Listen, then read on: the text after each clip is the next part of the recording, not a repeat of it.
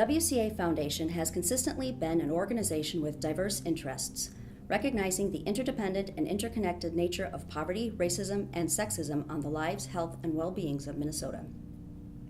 Beginning in the 1870s, WCA Foundation's primary focus was low-cost housing for women in Minnesota. Back then, it was generally considered unseemly for women to work for a living. It was assumed that a woman would first be cared for by her father and then by her husband, but she would not and should not work outside the home to support herself. Acknowledging the gap between what was socially acceptable and what was necessary, many women, of course, did need to support themselves. Unfortunately, these women were forced to work for very low wages, which made it nearly impossible to find safe, affordable lodging. Having incorporated under a new name in 1873, the Women's Christian Association of Minneapolis opened the first women's boarding home in Minnesota in 1874. This first home had 8 sleeping rooms and charged rents of $2 a week, which working-class women at that time could afford. All 8 rooms were immediately filled, and it became clear that the need was larger than this one home could handle. So this smaller home was closed and larger quarters were found. By the late 1890s, WCA Foundation's reputation and influence were growing. More benefactors began to entrust gifts of land and money to the organization to build, carry out, and grow its work. In 1900, Minnesota's governor, John Pillsbury, donated land and built housing for 52 women because he wanted to help women whom he called really poor. The building, the Mahala Fisk Pillsbury Club, located at 819 2nd Avenue South, was named for his wife. The Pillsbury Club was torn down and rebuilt in 1956.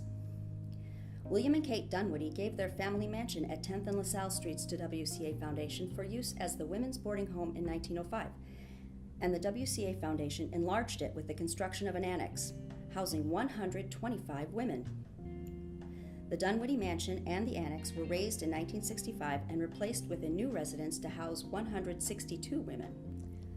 WCA Foundation gradually opened more boarding homes in rented facilities until finally, in the 1920s, their residences housed nearly 1,000 of the city's estimated 18,000 female boarders. In 1925, WCA Foundation designed and built the Clarador Club at 1717 2nd Avenue South. It was a dormitory-style residence for 94 women in need.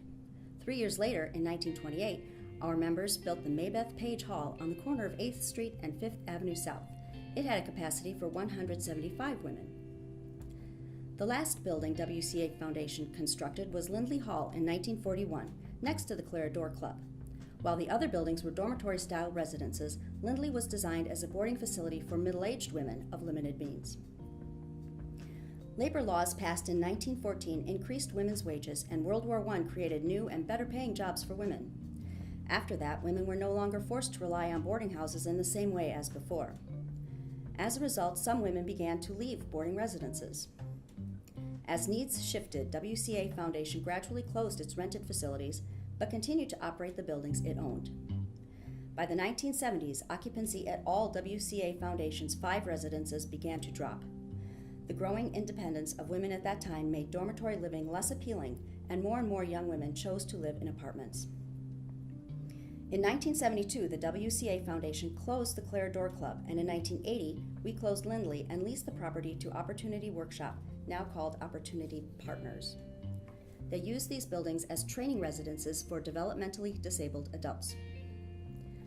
To increase occupancy, Page Hall became a co-ed dorm in 1974, but needs were shifting and the occupancy at all 3 dorms continued to decline.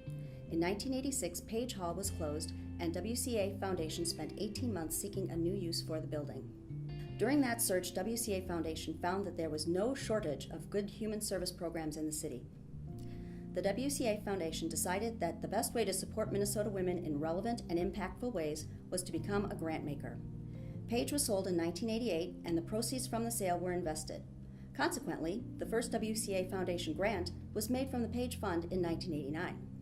Grants could be made to any social service organization deemed worthy. Occupancy at Dunwoody and Pillsbury continued to drop, and both residences required greater operating subsidies. The WCA Foundation decided to close the remaining facilities. Dunwoody was sold in 1990 and Pillsbury in 1992. The proceeds from those 2 buildings were also invested. As a result, 2 more grant-making funds were established, the Dunwoody Fund and the Pillsbury Fund.